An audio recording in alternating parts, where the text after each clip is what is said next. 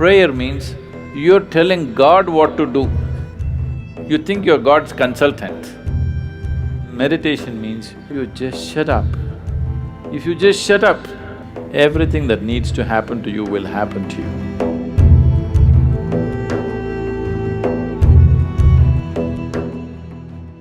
So touching that dimension which is beyond the physical means you want to touch that dimension which is the basis of the physical.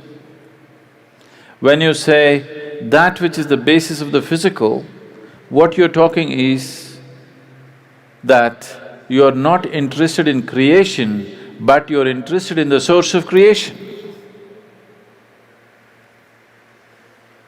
There, if you go and stand in front of the Creator, at least there you must keep your ideas down, isn't it? Your ideas must be kept down for some time when the Creator is here, isn't it so? Isn't he the biggest idea? It's like, there was a man in Pennsylvania, where are you from? Ah. It rains, it doesn't flood there. That's why we put Seattle on the coast. Otherwise, it would flood, that place. So Pennsylvania, there was a man in Pennsylvania. Once there was a big flood and… Are you okay if there's a joke inside a joke? You're all right. The flood was beginning to happen, the water was filling up, and there was a very enthusiastic young journalist who was reporting stage by stage, hour by hour as to how the flood is progressing,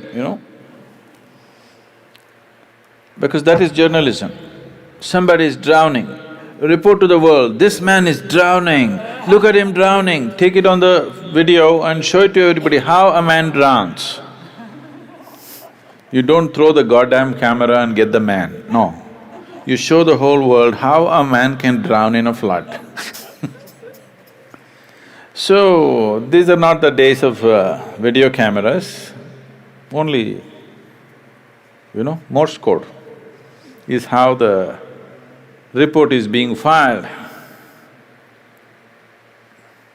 So he filed a report very eloquently, he said, as God sits and watches, the water is filling up in this part of Pennsylvania and houses are going down and this and that, and described it in very eloquent terms.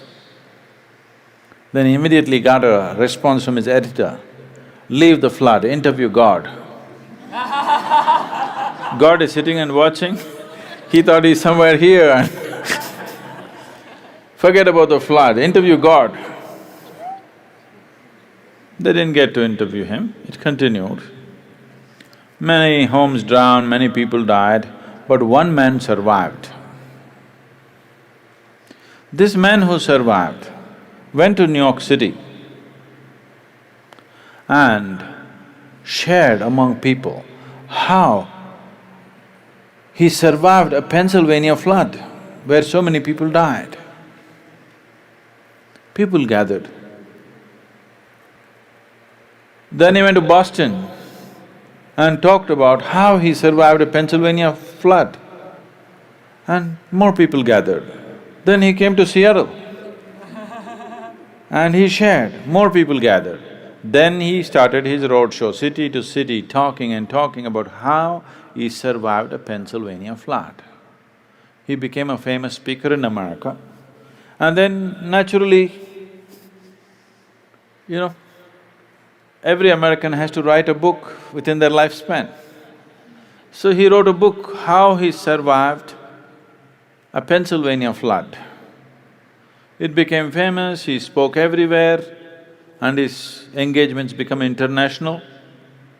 He became a millionaire, sold millions of books. All his life he only spoke about how he survived the Pennsylvania flood. And one day he died, not in a flood, he died. And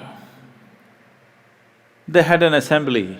He went through the pearly gates And there was an assembly of people and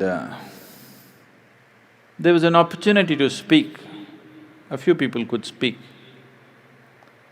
So he told his neighbors, I will share my experience about how I survived Pennsylvania flood.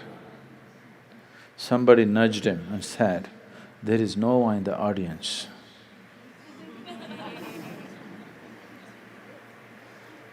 Okay? So,